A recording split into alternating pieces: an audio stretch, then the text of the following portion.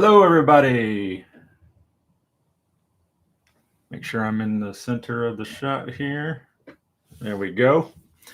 Hey, guys. It is Sam with The Blind Life doing a live stream today. Hopefully, you guys can hear us.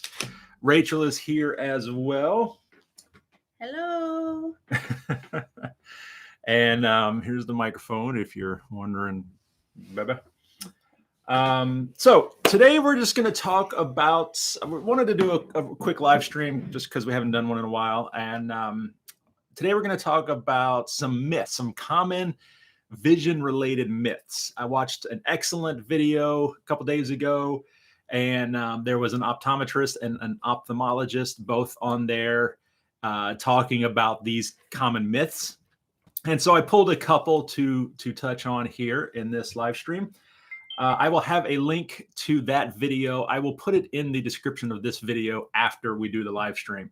So if you want to watch that full video, you can find that link down below. It's really good. Hi, Deirdre. Hello, welcome. Give us a thumbs up or something, or a number one if you can hear both of us okay. Yeah, including me, because I'm a little further away from the microphone than Sam, and we didn't individually mic up this time. Yeah. So just let us know if everything sounds all right. While you are doing that, we are also going to be giving away the iPhone 12 case. Pull it out here so you guys can see. This was donated by one of our viewers. Thank you for that. And we're doing this giveaway for this. We have a winner. If you are unfamiliar what's going on with that, during our talkback videos that we do every month, right around the beginning of the month, we do a talkback video, and we're going to try and give away things during those videos. So yeah, sometimes they'll be big, sometimes they'll be small. Yeah, I've got some cool stuff possibly in store for the next one. Oh, hit the microphone. We'll see. So it sounds like they can hear us okay. Deirdre said she could hear us fine. Okay, excellent.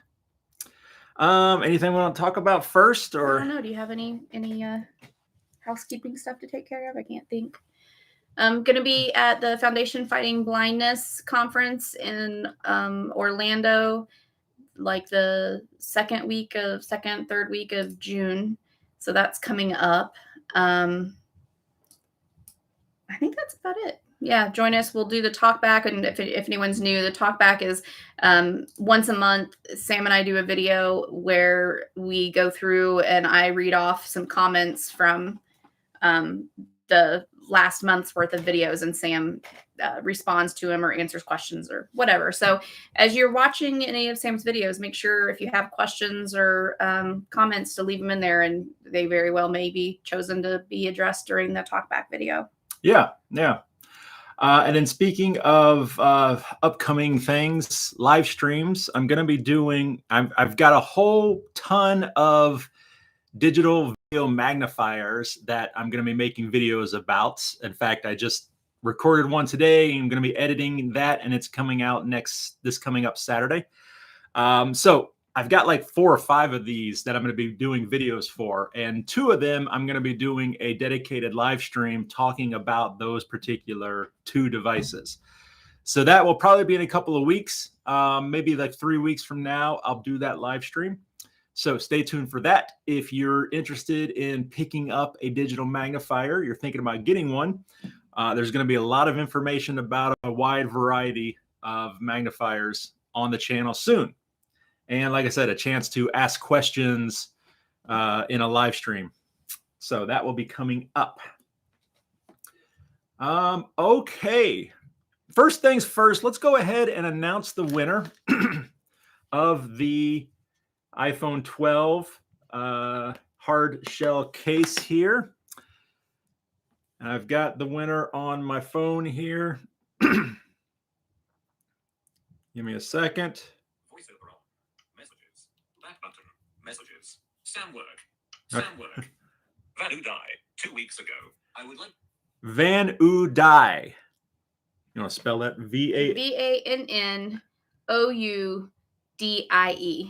Van Udai, you are the winner of the iPhone 12 case.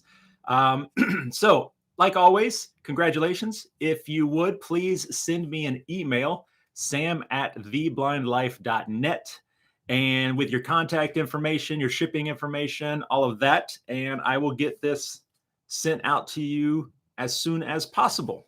Congratulations. And if Van does not reach out to me, you guys will probably see this in a future giveaway. See that one again.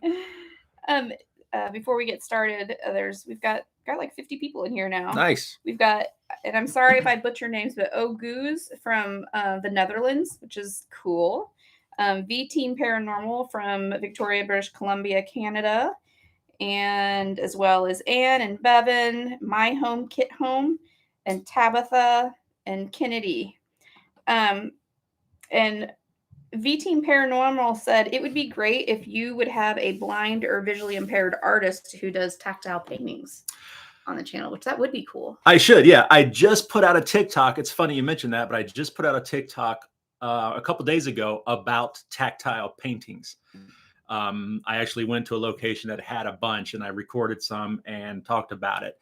So yeah, that's not a bad idea. I was actually recently invited to a show for tactile art in Ohio.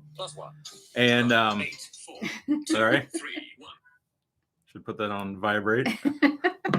I was unfortunately unable to go to that because we were doing a college tour at the time, but possibly I could reach out to them and see if they'd want to come on the channel and talk about it. Yeah. So that's a good suggestion. Anything else or? Nope. Okay, well, let's jump into. So I wanted to talk about a couple of vision-related myths, and just kind of, these are misconceptions that a lot of people have. I had some misconceptions about some of these prior to watching this very informative video. I mentioned that at the beginning of the live stream. A lot of this was pulled from a video I will link down below, where this optometrist and ophthalmologist were talking about myths and misconceptions. And so they went over a bunch more that I'm not including, but these were the ones that kind of stood out to me. So I wanted to talk about it. I thought it'd make a good live stream thing. So the first one is that 20/20 is considered normal or perfect vision. And that is not true. That is a myth. 20/20 is the average that a lot of people have, obviously, but it's not all. Some people see even better than 20/20. I have a nephew who he got surgery to correct his eyes. It wasn't LASIK, but it was some type of surgery, and afterwards he was seeing 20/15. Better than 20/20. Yeah, because 20/20 just means that what you see at 20 feet is what the average person sees at 20 feet. Yeah, and it's really only refers to what line you can read on that eye chart. Yeah. There's a lot more to vision than just being able to see that eye chart, because you've got color vision, you've got contrast vision, peripheral vision, and so that's something to remember, that somebody with like glaucoma or RP, they could have 20/20 in their central vision. They could be 20/20, but have no peripheral. So they still have, they still fall under that vision loss category, even though they still see 20/20. So to say 20/20 is perfect vision, is normal vision, no, not the case. The next one is also talking about LASIK surgery and how LASIK surgery can fix, at least LASIK surgery will fix any type of vision impairment or vision loss, and it's permanent. And both of these are false. No. Well, kind of. There's a caveat. So obviously it doesn't fix any type of vision impairment, or I would have had LASIK a long time ago. LASIK only corrects vision loss or vision impairment that's a result of the front of the eye, the lens. It corrects that. And it basically resets your prescription. So if you have a prescription, you wear glasses, it basically just resets that back to zero. The problem, though, is that for a lot of people, it's a temporary fix because the eye kind of goes back to the way it was. They call it regression, LASIK regression or something like that, corneal regression. So it doesn't happen to everybody, but some people, after a year, 2 years, 5 years, their eye could slowly kind of go back to the way it was.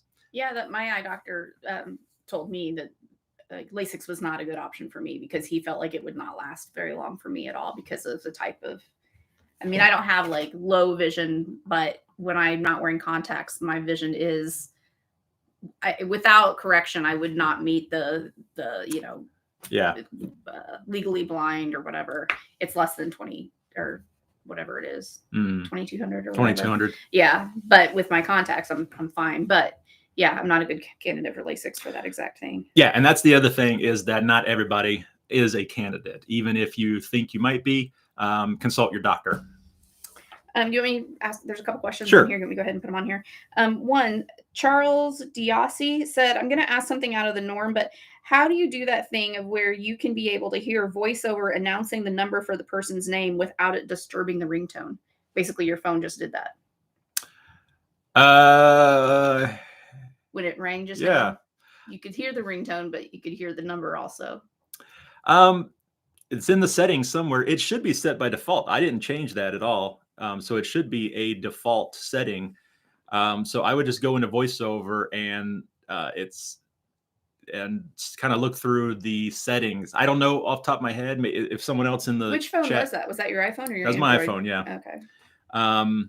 Yeah, if somebody in the chat knows off the top, knows what setting it is, let them know. But it's got to be in the voiceover settings. If yours is not doing that, then it's got to be a setting in the settings somewhere. And then David Hartline said, have you been to an NFB convention? And if so, what do you think of it as a venue for employers to recruit new employees? I have. I went to the national convention in Las Vegas 2019 and was a lot of fun, actually.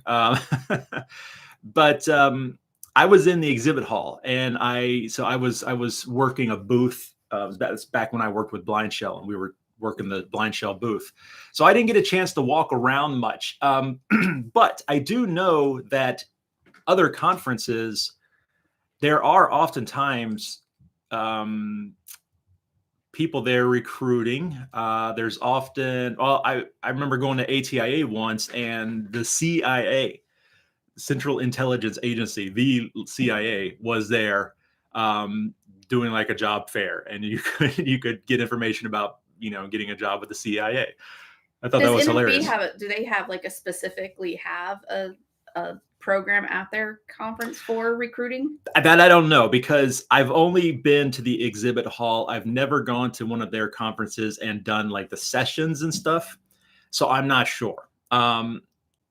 They should have all of that information on the website, especially since the convention's coming up so soon. Yeah, it would be interesting to talk to someone that has been around for part of that to see how effective they feel like it is. If it is, if a number of people do get hired out of that. I mean, I do think it's a great networking opportunity for sure. Yeah, absolutely. Okay, James Dean said, to the person asking about voiceover and the ringtone, make sure that your ringtone volume in sound setting is not all the way up so the voiceover can be heard. That's a good... So I guess if you have your ringtone turned up too loud, you can't hear the voiceover. Yeah, and I know voiceover and talkback also have a setting to where it will lower the volume of the media volumes when talkback or when voiceover talkback is speaking. So that's why I say there's got to be a setting for ringtone as well, or the ringer as well. Oh, and then V-Team Paranoid said, I was thinking of doing live streams. Does voiceover read the chats on live streams? Do you have any tutorials about this? It does. I mean, it will. I'm his voiceover. That's my tutorial is get a sighted supporter to help you. No, it does. And if you've watched like Carrie Live Accessible, she's done it before where the problem is, you have to kind of take your attention away from the camera to sit there and listen to voiceover, and wear some kind of headphones or AirPods or something like that. So it is possible. It's unfortunately, it's just not the most convenient thing. Okay. Should I continue? Yes. Okay. Continue. So the next myth that a lot of people have is that color blindness means you don't see color, you see black and white, like monochromatic. And that's not true. There's lots of levels of color blindness. Most color blindness, which in the video they said is about 8% of the population has some type of color blindness. It's not that they don't see the colors, and it usually affects colors like red and green. It's not that they don't see those colors, it's that they don't see them in the same vibrancy and intensity that someone without color blindness sees them. So you have your rods and your cones. They're the photoreceptive cells in your eye, and the rods generally allow you to see light contrast, so brightness and darkness. Then the cones are color contrast, and the cones are set to a certain frequency. Set to a certain frequency, and so someone with color blindness, that frequency is just off for some reason. They still see the color, it's just they don't see it as the same. Now there are different levels, like I said, of color blindness. So there are some color blindness that is very extreme, and they don't see colors nearly in the same way that someone that's not colorblind. I'm actually surprised it's only 8%. Yeah. Seems like, I don't know. And then it makes you think, oh, you can go to a doctor and they can do a test. They have like these images with letters inside of a bunch of colors, and if you can see the letters, it'll tell you how your colors are. But it makes you wonder how many people are just slightly colorblind and never even realize it. Oh, I'm sure a lot. Yeah. I'm sure a lot are. Yeah. If that's how you've always been, you don't know any different. Yeah. My colors are not great, especially blue and green. Playing Uno is very difficult. Okay, the next one is eye exercises will improve your vision. And this one drives me crazy because there's a lot of pre-roll commercial ads on YouTube nowadays, and they play in front of my videos a lot because mine are vision-related videos. But saying, this MIT doctor discovered a new exercise that you can do that will bring back your vision and cure macular degeneration and all this stuff. That just drives me crazy because it's not true. It's a scam. There are no exercises that will improve your vision, other than there are certain exercises you can do that will help with, I don't know what the name of it is, but the lazy eye, the eye is kind of drifting. I've got a little bit of an eye that wants to wander on me. And sometimes Rachel will be talking and she'll be like, hey, bring it back. Come on. And I'll be like, kind of reset, and the eye pops back into place. So there are different things you can do to help that, but it's more like, that's generally caused, unless you have some kind of condition that causes that. For a lot of people, it's just focusing on something too closely for too long. Your eyes get fatigued and they tend to kind of relax and kind of wander out. So there's different things you can do as far as, taking a break and looking at something in the distance to kind of keep your eyes engaged, keep those muscles engaged. I think there are also like visual therapies for people that their vision, their troubles with their vision are related to like a brain issue rather than like any structures of the eye. Because it makes sense that like if you have macular degeneration, no exercise is going to help that because it's your macula. But it does make sense that if it's something with your brain, certain things you could do to help your brain learn to grab that data correctly. Possibly, so I think that makes sense. I don't think that's like a completely, it doesn't work ever, but like, yeah, for most things that most people have vision loss for, it's not going to. Yeah. And I think that's like the claims that these commercials are making. Yeah. Like any old person. Yeah. Doing a couple eye push-ups is going to fix your RP for some reason. So there are a couple comments and questions in here. Okay.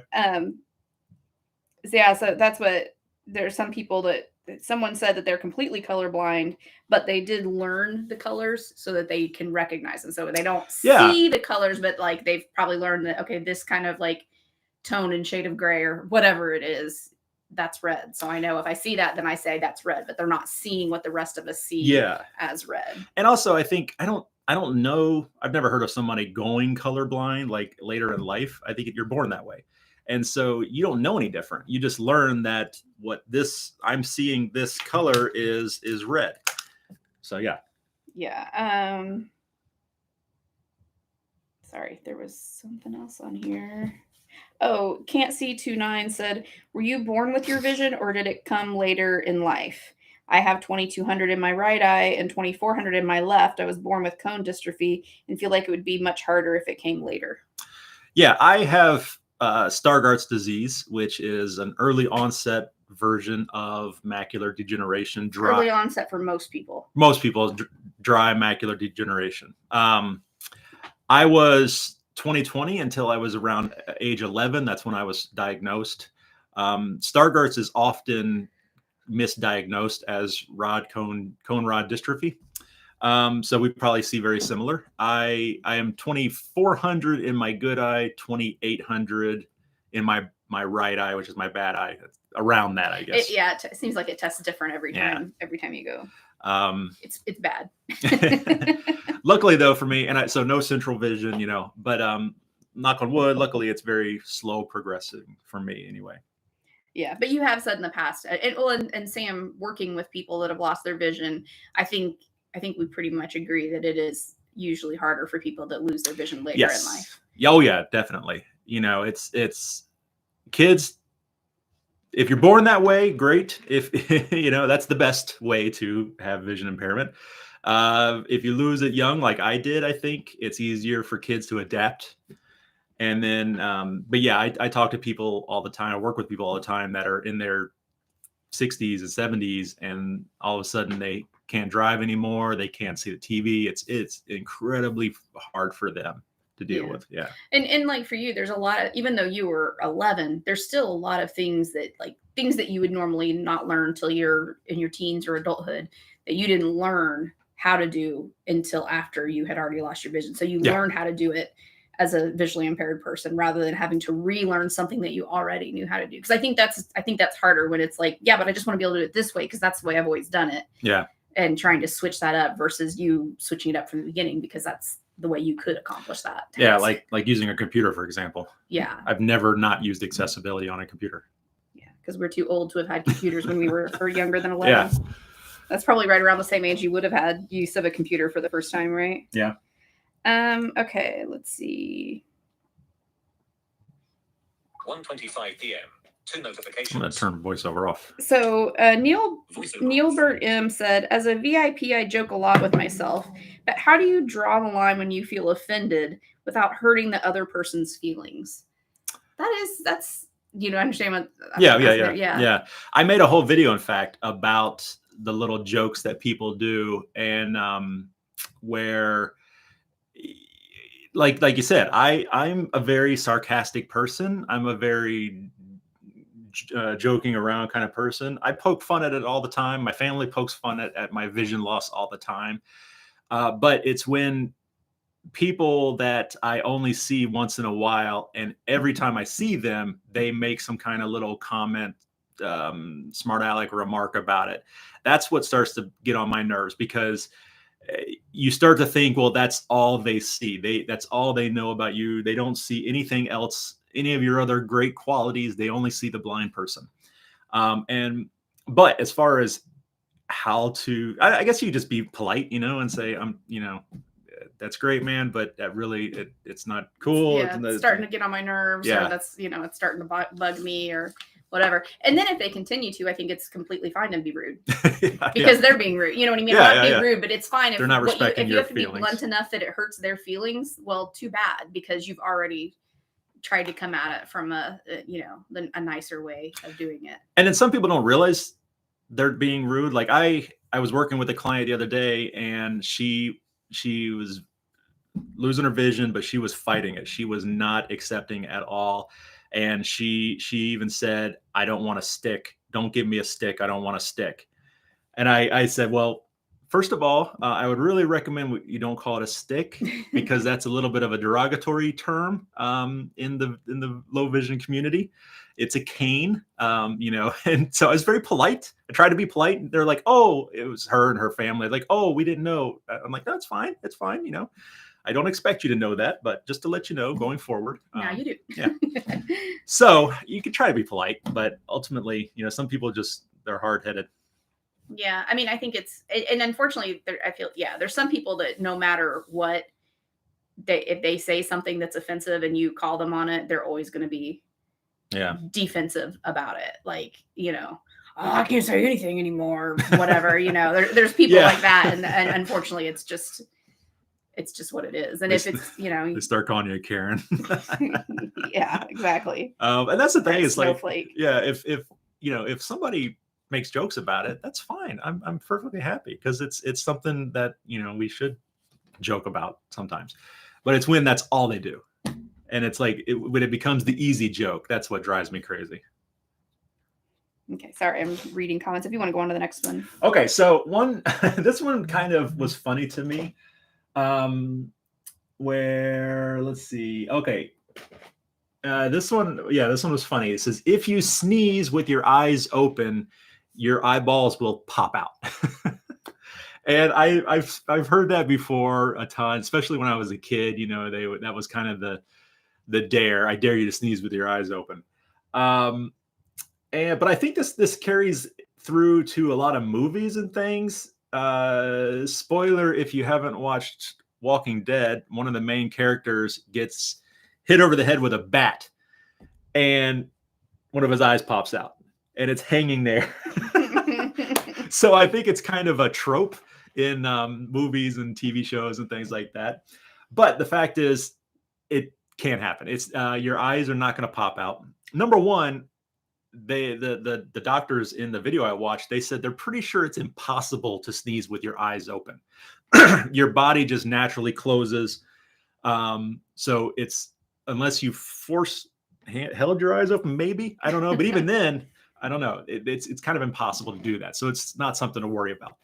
But the other thing is, your eye has muscles surrounding it. Eyeballs have muscles holding them into your eye sockets. There's 6 muscles, in fact. And so for that eyeball to pop out, a lot of things would have to go wrong inside the back of the eye with those muscles to let go of that eyeball and pop it out, to where it's just hanging by the optic nerve, like you see in videos or movies and stuff. At work, I work in cancer care. I've definitely seen plenty of bulging eyeballs when they've had a tumor right behind their eye. But even when it's been a really bad tumor to where the patient's, it's like occluded their optic nerve and they have lost vision and stuff, the eye still doesn't fully pop out. I don't think there's a pop out. You know what I mean? Like, that's just, all that stuff would have to sever for it to pop out. Right. Yeah. And some people can bulge their eyes out like that. And it's the creepiest thing if you've seen them, when they do it on purpose, but it's not going to come out all the way. And there was another one too about losing a contact in the back of the eye. Once again, there's too much back there for a contact to go all the way back. It just can't happen. Although you can get it pretty far off, because I've done it before and it's horrible. But I think that's why it hurts, is because it's touching up against those muscles and stuff. Yeah. Charles Sparks said that he lost his vision in 2019. He was a firefighter and EMT, and suddenly nothing. Oh. I lost my license and my motorcycle. Lost my medical license last year, and so I reckon I'm done. It's like, well, you're done with that, but you're not done. You're done with that life, but you can definitely find other, satisfying and worthwhile things to pursue. But that does suck, and I can only imagine. Was that the one that said 2200 and 2400 previous comment? No, because that person was born that way. Oh, that's right. But I can imagine how, I can only imagine how difficult that would be, Charles, because I think about that too. Like, my job that I do, I absolutely could not do if I lost my vision. It's not possible. There's no way to make it accessible. No. So it would be devastating personally and for our family if that happened. We got to protect my eyes. And that's one thing I talk about with my clients when I'm working with them, that all of those emotions, dealing with that, that's perfectly legitimate. That's perfectly valid. You need to deal with, you need to go through that to come out on the other side. So some people, they beat themselves up because they're feeling down about it, and it's like, no, don't, because it's perfectly understandable, because you're losing something. So you're going through those. Yeah, you're gonna grieve it. You're going through the grief process, and that's a part of it. So don't fight it. You know, there's lots of people you can talk to, counselors, things like that. There's support groups. You know, if it is really bad for somebody, there's lots of venues and outlets there available for that. Yeah, I mean, you hopefully don't want to stay in that. No, you want to do what you can to move out of that part. But you know, I'm sure for some people it might be a year or even longer that they're really kind of struggling. And you know, even Sam, who lost his vision as a child, you still have your days where you're upset about it, or you know, something happens, or something you can't quite do something the way you wanted to do it, or you're struggling with it, or whatever. I mean, Sam will get grouchy. I did it the other day. I was recording a clip downstairs of a keyboard. I'm doing a video about a keyboard coming up soon, and I have to use my magnifier to see the screen of my camera. And I had a light set up and all this, and I bumped the light and it fell over. And then when I tried to grab it, my magnifier went flying across the room, and it hit the ground and it burst apart. It all came apart.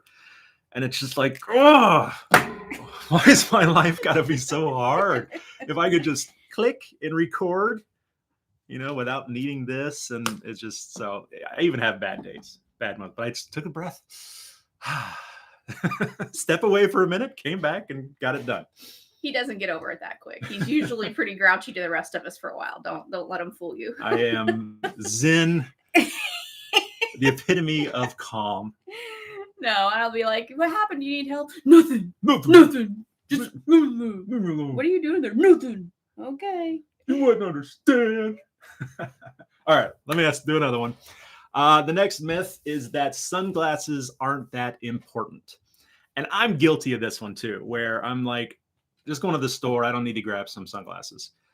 Usually once I'm out we're driving around, I'm like, oh, I wish I brought my sunglasses. That happened yesterday. Yeah. But I'm guilty of just, you know, going out to work in the backyard. I don't need to take any sunglasses, but really sunglasses are important, and not just for people with vision impairment, but for everybody. If you're shopping for glasses, people will talk about polarized lenses. It's more important to get lenses that are UVA and UVB protected. Those are really the most important. That's UVA, UVB. Those are the things that kind of damage the eyes. They can do a lot of damage. It's progressive over time, but you could cause issues later on in life, including some types of eye cancers. So, you know, get your glasses, and if possible, get oversized glasses so that they will protect a bigger area. Because don't forget, and like wraparounds are great, because don't forget, a lot of the light coming in is coming in through the sides of the sunglasses, and you don't realize it, but a lot of light is coming in from kind of the back and bouncing off the inside lens and going right into your eye. So if possible, get nice wraparounds or really big ones that kind of protect the light coming in from the top and the bottom and that sort of thing. Yeah, Jacob will never wear sunglasses, and I hate it. Yeah, my son Jacob. He will squint and squint, but won't put on sunglasses. I'm like, oh, I just feel like you're frying your eyes right now.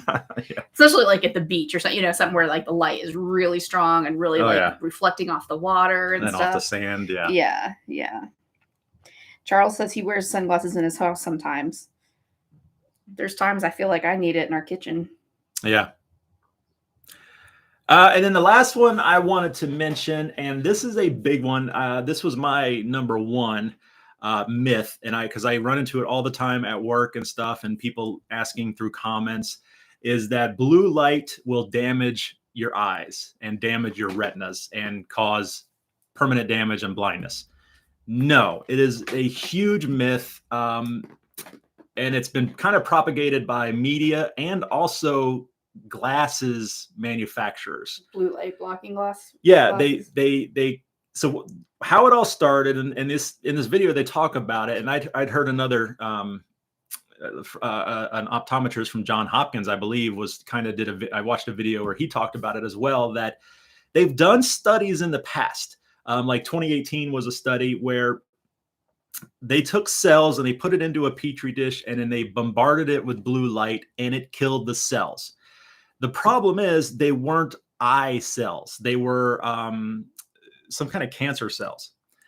And so the media just kind of jumped on it and said, oh, blue light kills the cells, kills cells in your bodies. It's bad for your vision. It's going to cause you to go blind. The other one, there was a series, or they tested an experiment where it's poor rats and mice. They really get a raw end of the deal when it comes to living with humans. But they took mice and they bombarded their eyes with blue light. And it did damage the eyes. The problem is they did such intense, strong blue light that it way more light than we get just normally looking at a screen all day long. Even if you looked at it all day, you're still not going to get that much light. It was so intense and so strong that it damaged the eyes. Yes, but we don't get that in everyday life. So we have protective cells in our retinas that block that stuff, natural blue light filters. So it's not going to damage your eyes. Even if you stare at a screen all day long, nonstop, the blue light is not going to damage your eyes. What does cause more damage is, like I think Rachel was talking earlier, with, not blinking, staring at a screen and keeping your eyes open for a long period of time and not blinking and causing dry eyes. That's going to cause more damage than anything else. Yeah, my eye doctor has told me, which I'm not good about doing, but like to even set a little alarm on my phone to beep every however often, just to remind me to close my eyes for a little bit. Yeah, because I stare. I'm 8 hours a day at a computer screen and just staring at it, and I definitely deal with fatigue and sometimes dry eyes and all of that. Yeah. Now, blue light does affect your circadian rhythm. And so that is true. What they say about blue light, especially if you look at a screen late at night right before you go to bed, it's going to throw off your rhythm and might make it hard to fall asleep. So at least 2 hours before you want to go to bed, that's what's recommended. You use some kind of blue light filter on your phone or blue light filtering glasses, something like that. That is true, what they say about that. But as far as damaging your retinas and all that, no. And one thing that they mentioned in the video that I watched, they said it's obviously not true, or else we would have a global pandemic, because we're all on screens. We're all watching screens. We'd have a global pandemic of blindness. Like everyone would have thick glasses and if blue light caused damage like that. So no, it's a myth. So when you're buying a pair of glasses and they say you need to get the blue light filters to protect your eyes from the computers, it's an extra charge. No, you don't need to do that. I mean, you can if you want, but it's not necessary. No, it can affect your sleep. That's what we just said. Yes. Oh, sorry. Yeah, I was reading. You were reading. Yeah, that's what I said. It affects your circadian rhythm and can cause you to stay awake. So wearing blue light glasses, there's no harm in doing that. It can only help with regards to, keeping your rhythm in check. So if you have them, that's fine. You can wear them. And they do often, blue light glasses also help with glare. And so some people that are sensitive to the glare of computer screens, it could help with that too. Yeah, someone, Kim Lackey, said sunglasses give her more contrast at times, and I think that's the same with you. Yeah, it helps with that.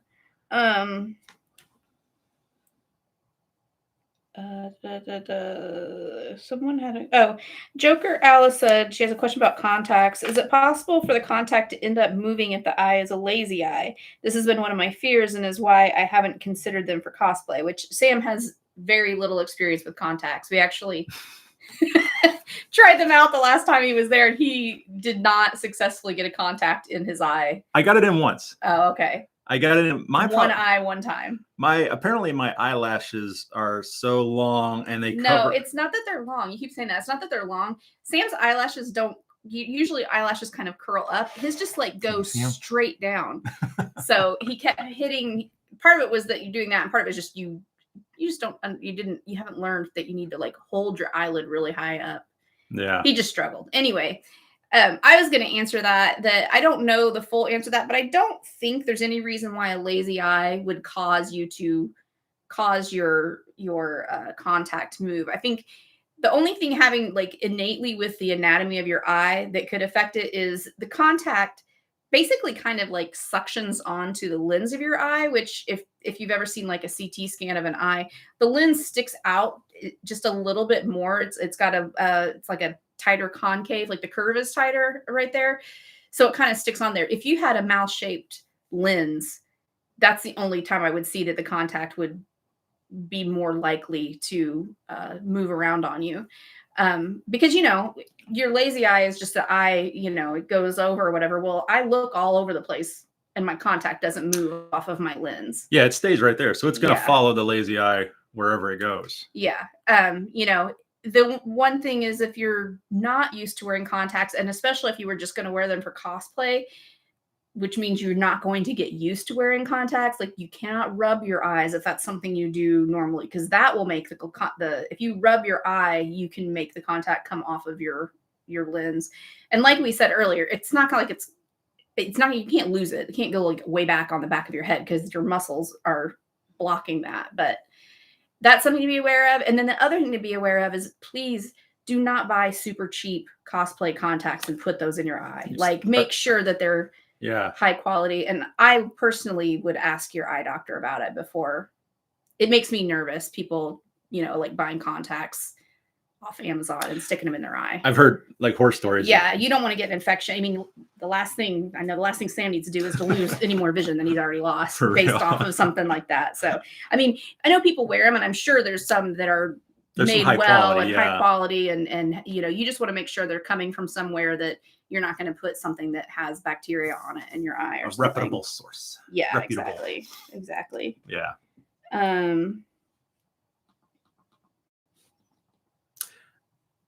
Well, go ahead. Yeah. While you're looking for that, that was it for my list of debunked vision myths. As I said, the video I watched, I will link it in the description of this live stream after we leave here. It was really interesting, and they talk a lot about several more about wearing glasses, if wearing glasses will damage your vision. If the myth that everybody loses vision as they get older, no, that's not true either. And they talk about all these different things. It was really, really good. So I will link that in the description down below. V Team Paranormal said I was a trained counselor, and whenever I would go to job interviews and they knew I was blind, the employer would always say I was a liability. It was hurtful and I felt discriminated against. Well, you felt discriminated against because you were being discriminated against. That's straight up discrimination. Yeah, that's not cool at all. And I don't understand how you're a liability. I mean, especially as a counselor, it's not like you're directing traffic, or you know what I mean? Like that's kind of crazy. I hate when I hear stuff like that. It really makes me I would argue angry. it would make you a better counselor. I've got a friend who I did a video with him. His name is Jeremy Smith. He's a counselor, and he's totally blind. And I think it makes him a better counselor. He's a better listener. He's more empathetic, not empathic. Yeah, I think empathetic. Empathetic, yeah. So yeah, that's too bad. Kelly Green was wanting to know if you have a video or something. She said she's totally blind. And it's how do you put a picture on your YouTube avatar? Do you remember? It's probably been a long time since you've changed that picture, hasn't it? Yeah. Your profile picture. Is that what you're I think that's talking about? I think so, yeah. It's just like the standard one where you click on it, and I don't know how well it works with a screen reader. I've never tried it, but it just has a little spot to change your profile picture, and then it'll you choose what you want, it'll put it in, and you can make it bigger or smaller, kind of move it around a little bit. which that would be hard to That's do. the part that I'm wondering how well it's going to work. Yeah. It seems like the rest, your screen reader should read the rest Yeah, of it. it should. It should.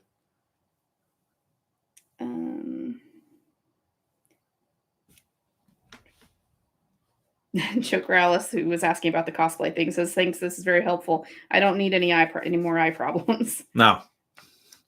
I got 99 problems, but cosplay contacts doesn't need to be one of them.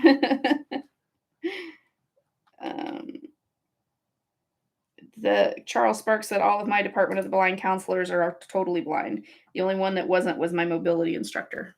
Oh. Are the Voc Rehab? They don't have vision impairment, do they?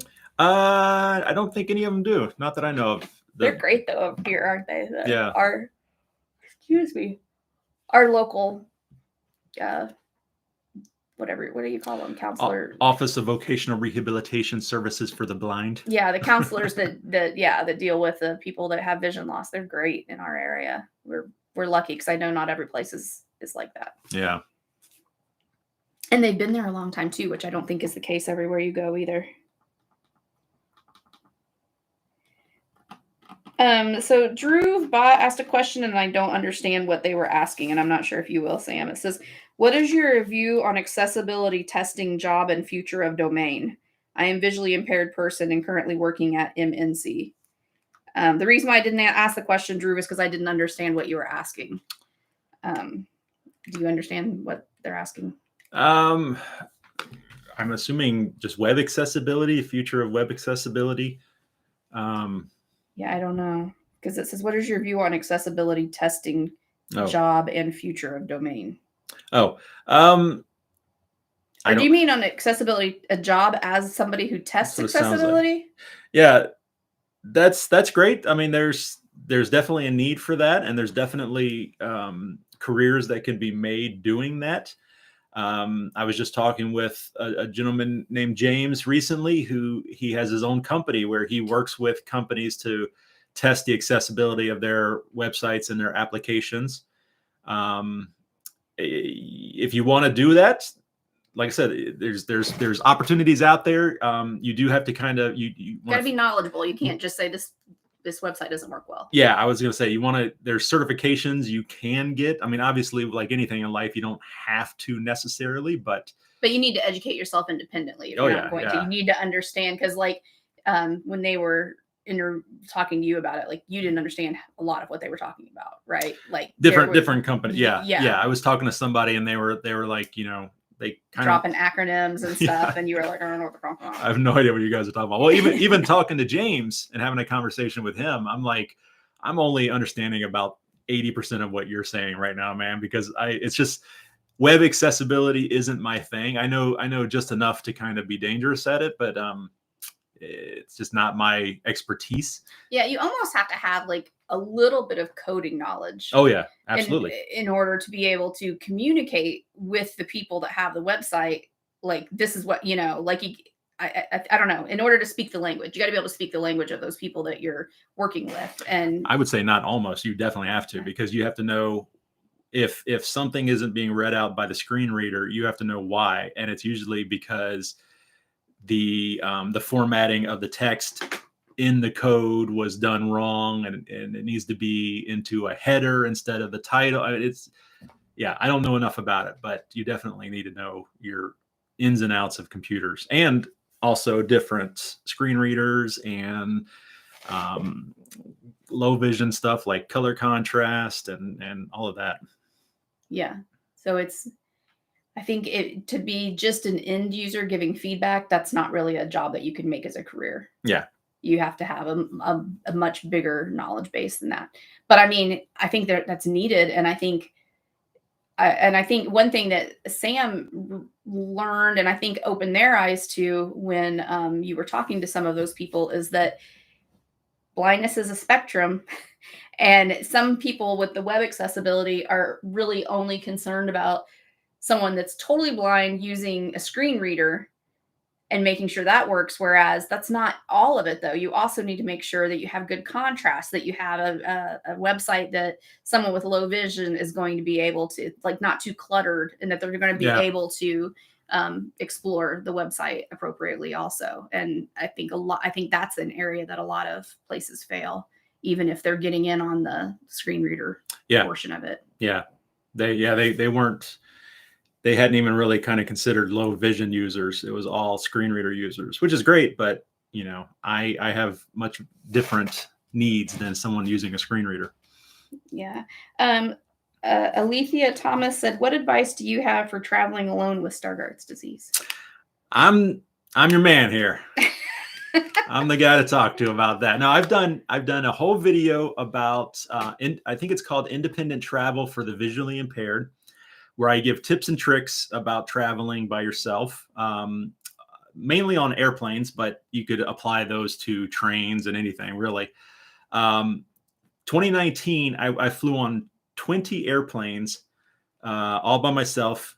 One of those trips was an international trip to the Czech Republic, to Prague, which I went by myself. So I've got that video. I also have a video on how to mark your luggage to make it easier to identify using these really brightly colored straps. I should have a playlist on my YouTube channel for just travel. If I don't, I need to make I need to make one. But there's little tricks. Number one is being an advocate for yourself. If you need help, asking for help. That's exactly what the couple people that answered in the comments said, is basically like, you need to not be afraid to ask for help if you need it. Help can be great, because usually going through airports, I get to jump right through security. I never wait at a security line because somebody is always showing me to my gate. And I did a video where I think it was called Acting More Blind Than You Are, where I said I feel bad because I get to go, you know, I'm past all these people standing in line and I'm walking right by them with my cane and like, excuse me, coming through, pardon me. And I felt like, why am I special? Why do I get these people have to wait, and why do I get to jump through? But it's, and Rachel's actually the one that kind of pointed this out at the time. She's like, you know, you can't think of it that way, because the person who's helping you find the gate, the person that works there, they don't want to stand in line. So you're jumping the line because of them. They want to get you. It's not for you. Yeah, it's for them. Yeah. And so when you think about it that way, I don't feel so bad. But there's little tricks for, you know, pre-boarding your airplane. Once you get onto the airplane, you know, I always get the information from the flight attendant. You know, where's the restroom? Where's the bathroom? Is it up at the front? Is it at the back? Where am I closer? The flight attendants seem to always be they're super helpful. Oh yeah. Sometimes the people in the airport are not that they're not helpful, but they're like too helpful.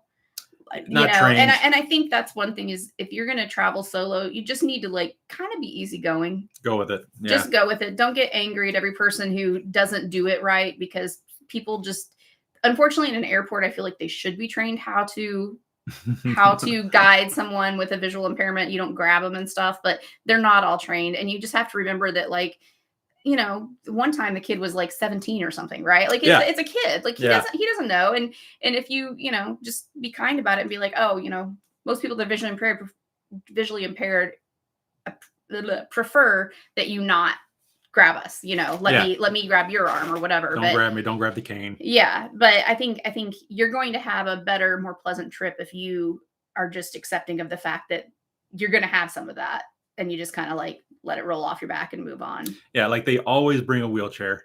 They always do. And I always decline the wheelchair. Say, no, I'll walk, you know, I'm getting ready to jump on a plane where I'm going to be sitting down for 2 hours. So I'm happy to walk. Yeah. And they always are like, but the wheelchair, like I know they don't know what to do with that. It's okay. Which part of it is they might be using a wheelchair. Like they're like, probably like, what am I supposed to do with it then? Because I need it for the next person and the next person and the next person, you know, like that's probably what they do most of the day, is just go get people from one gate to another in a wheelchair. But check out that video, because I go over all the different, I even wear a GoPro. So you follow me along through the airport and everything. Okay, we got some more comments on here. Emily Claire Woods says, I live in England, UK, diagnosed with Stargardt's disease. I love your channel, and I show everyone your video of how I see, because I haven't come across anything that explains it so well. And I just thought that was funny, because we were just talking about that this morning. Yeah. Sam made a new video for TikTok that's very similar to that, because he's seen several videos on there with people showing this is how they see, and it's just a big black dot. Yeah, it's not accurate at all. Yeah. But thank you very much. I appreciate that. Our daughter is going to be in Europe in a couple of weeks. Yes, she is. Skylar's going to France and Italy. Yeah. For a senior trip. I'm jealous. Yep. And then hopefully we'll get over across the pond sometime soon. We were supposed to do it during the height of COVID. Yeah. Of course, that didn't work out. Yeah, at this point, it might be after Skylar gets out of college. We'll see. Joker Alice said, "Is there a big difference between buying a regular pair of shades versus a higher pair that have UV light?" She's saying UV lighting, but I'm assuming you mean UV protection. And would you say there's more protection? Definitely.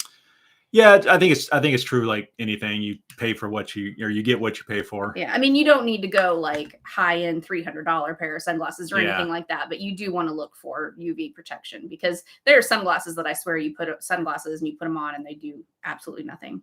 Yeah. So you want to make sure you're getting something that is UVA, UVB, and then the ladies in the video that I watched, they even said another stat that the glasses might be listed as, and I don't remember what it was. So like I said, I'll have the link after this video. I'll put it in the description. You can watch that video and get some more information.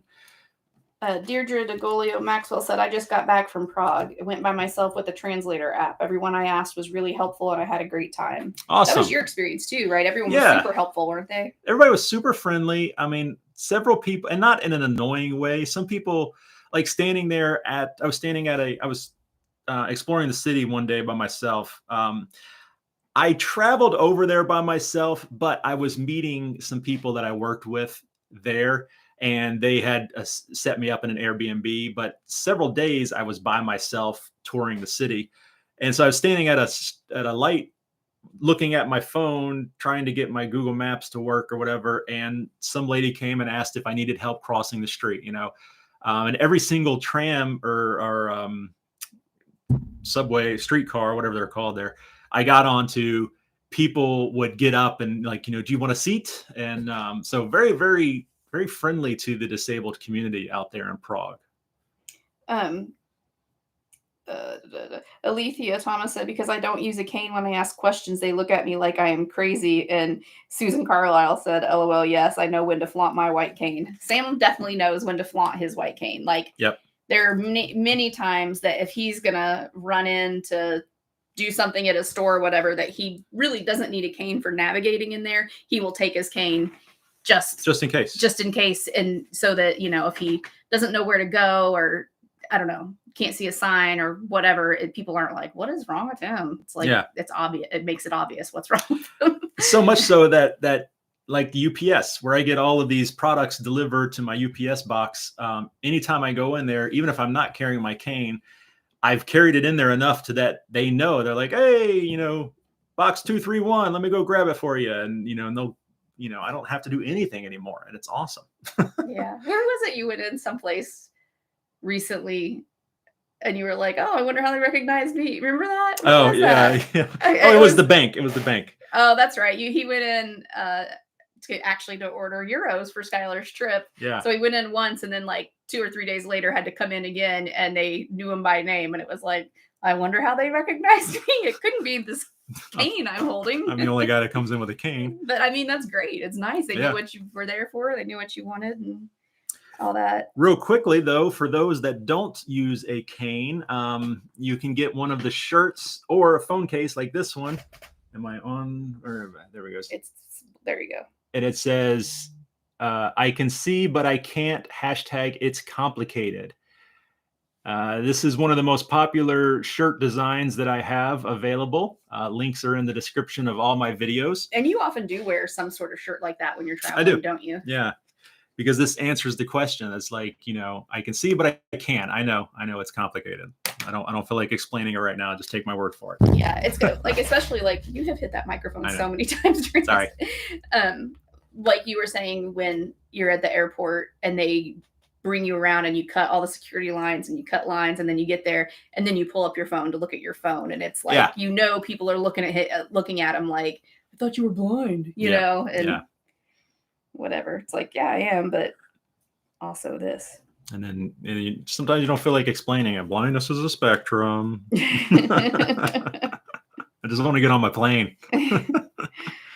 All right. Well, we've been on here an hour. It's probably about time to wrap it up. Awesome. Well, we appreciate it, everybody. We always enjoy coming on here and doing live streams. We need to do it more often. Like I said, I do have a live stream coming out soon. I'm going to be doing one on digital video magnifiers. I've got a stack of boxes over here. I've got one on the table over there that I was recording today. Several videos about digital video magnifiers coming out soon, and including a live stream where I'm going to be demonstrating and answering questions about 2 of them. So that will probably be video coming out this weekend, next Saturday, and this coming up Saturday, video coming out the Saturday after that, and then the live stream. So magnifiers galore. But yeah, all right. Well, thank you, everybody. I just have to kind of remember how to get out of here. Scroll down. It's a red button there. Nope. There you go. Okay. Do you like, this is Sam's life living with me, the sided one that goes, nope, no, the other way. Nope. I'm horrible at giving instruction. I don't know my right from my left well. And not that I don't know it. I work staring at CT scans all day. So mine are always flipped for me. But yeah, I'm not the best at giving him instructions. That's okay. Sorry, babe. That's all right. I love you nonetheless. All right. My phone's getting ready to die. So I got to log out of the. Okay. Well, thank you, everybody. If you have any questions that we didn't get to today, you can leave them in the comments, and I will hopefully answer those. I try to answer all the comments and then maybe feature some of them in a future talkback video, which we will probably be doing next week sometime. Yeah. So, okay. Thanks, everybody.